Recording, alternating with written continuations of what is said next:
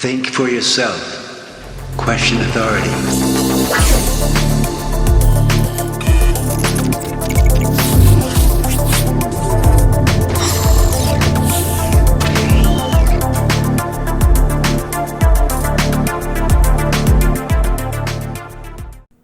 What's up, guys? Welcome to the year 2020, and we're starting things off with a bang for sure. We got some awesome news and info about Metroid Prime 4, and some of it really blew my mind after discovering a separate connection that we'll discuss later in the video.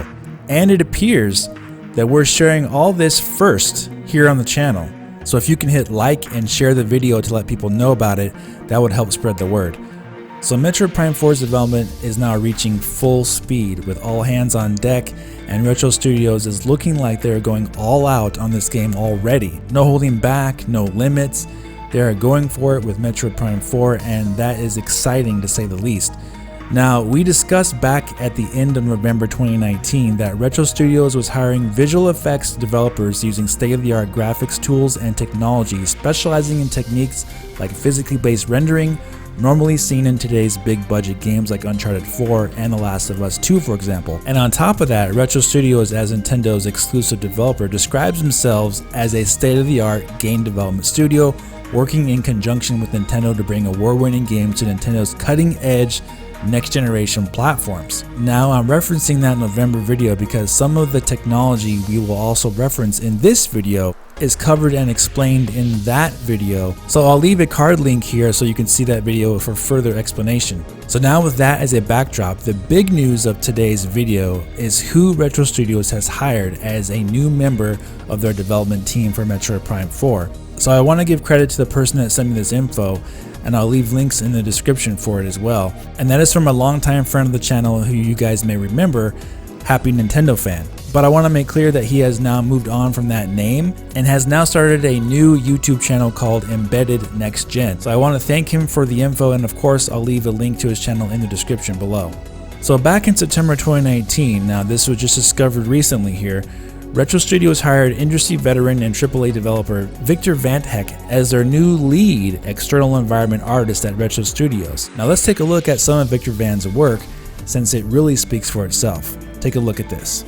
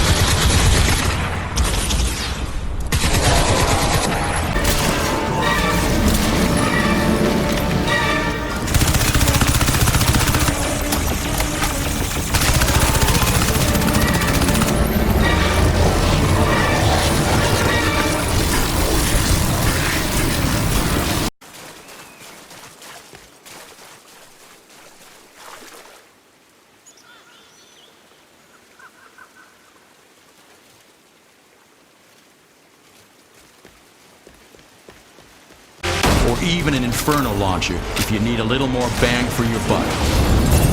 Now every base weapon has multiple combat configurations, but it doesn't stop there.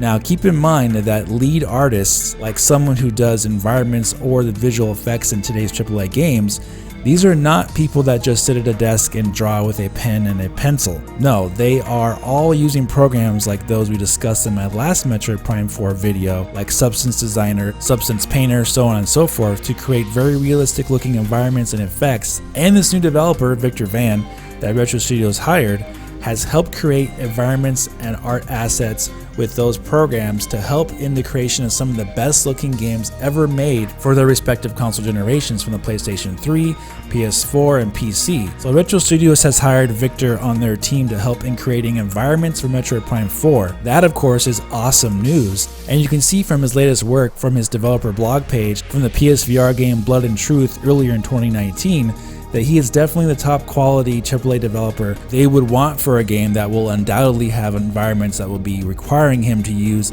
the exact same techniques you see in the examples I've shown. This is fantastic news for Metroid Prime 4 as a game in general, because this tells us quite a bit of what level of graphical quality you might be able to expect from this game when it finally comes out, which might end up being in holiday 2021, but we'll discuss more on that in a few minutes. First of all, take a look at this guy's resume here at a glance. Now I think he didn't list Blood and Truth here because he was doing the work as a freelancer in limited areas for the game, but he did in fact design some of the environments and areas in that game, and then a few months later, Retro Studios hired him. Now his job title of lead external environment artist at Retro Studios basically means his job would be being the head guy of all environment art that is done outside of Retro Studios and sent in from outsourced contract workers. No doubt he'll be making changes, updating everything as needed, and making sure it's up to the high standard that Retro Studios is expecting. Keep in mind though that this job is different than what was talked about a few days ago with Retro Studios getting help from outsourcing some environments to outside developers. The developer Victor Van here we are discussing in this video does work for Retro Studios as a lead. I did see the information on Retro Studios outsourcing back in mid-December when they were hiring for that contract environment outsourcing review artist, but since outsourcing is extremely common with AAA game development, I didn't think it was really necessary to discuss at that time. However, now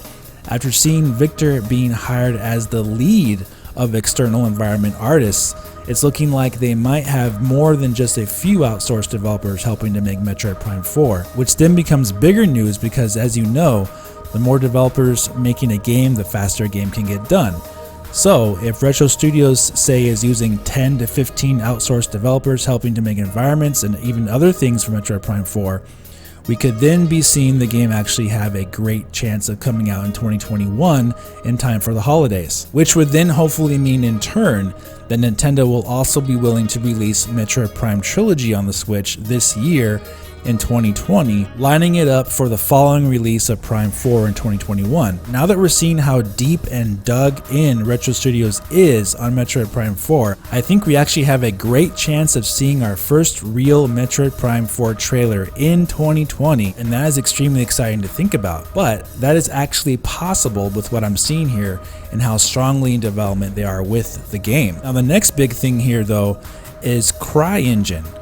There is now strong evidence to suggest that quite possibly Retro Studios is adapting a custom form of CryEngine for Nintendo. The last 4 full games that Victor Van Heck has worked on have all been CryEngine games. And we also had the other video back in early November 2019 that confirmed that Nintendo was hiring a senior networking software engineer to test Nintendo's online infrastructure with prototyping online gaming multiplayer architectures requiring experience with CryEngine and Lumberyard for a possible future multiplayer game.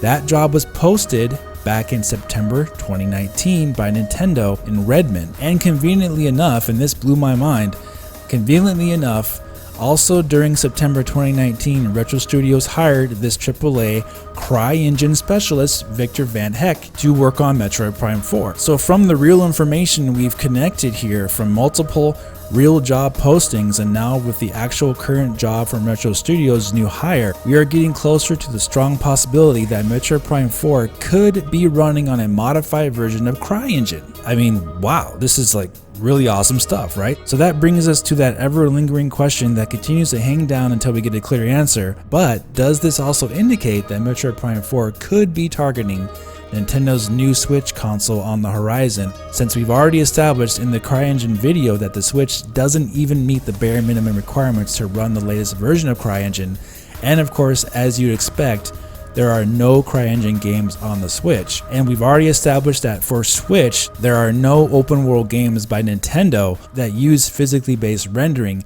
which is exactly what Victor Van Heck specializes in big time here, and is obviously one of the big reasons why they hired him.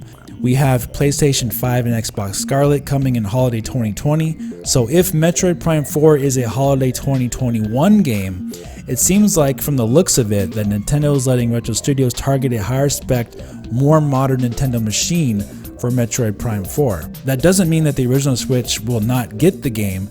I'm not saying that here in this video, but as far as where development is publicly heading with Retro Studios going for the big guns, they seem to be targeting a more powerful piece of hardware from Nintendo in order to run all the latest effects, very similar to like how the PlayStation 4 already does in an open world environment. And now this is just speculation, but for the Switch original, it makes sense that Retro Studios might be getting assisted by Nintendo separately to downscale their version of Prime 4 to the Switch OG to make sure it receives the game. Just realistically guys, by the end of 2021, the Switch will be on store shelves for almost 5 years at that point, with the PlayStation 5 already in its second year. And with Retro Studios taking over Prime 4 from the beginning, likely at the end of 2018, that would give them 3 years to make the game, with the help, of course, as we've seen here with outsourced developers. So the end of 2021 is still just a little less than 2 years from now, so a lot can and will change by then with Nintendo. So I wouldn't be surprised to see Metroid Prime 4 targeting new Switch hardware first, and then Nintendo assisting during development to downscale it to the original Switch, just all due to the timing of it all,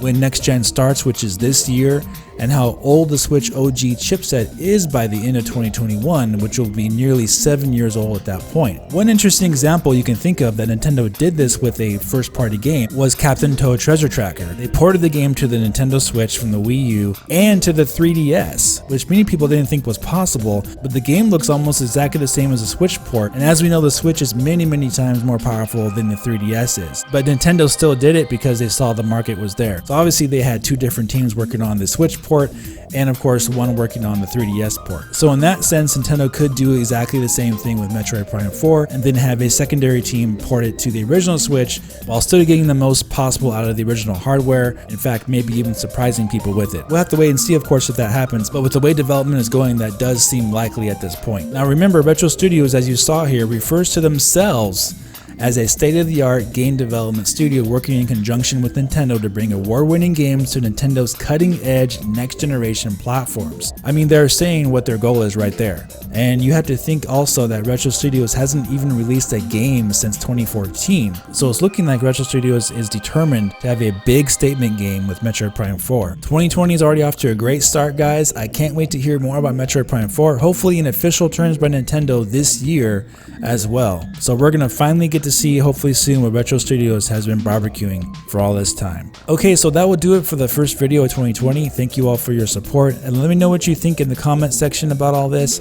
It's pretty exciting stuff for sure. Alright guys, thank you so much for watching, and if you enjoyed this video, please hit the like button, subscribe for more, and I'll talk to you very soon in the next video. Have a great day.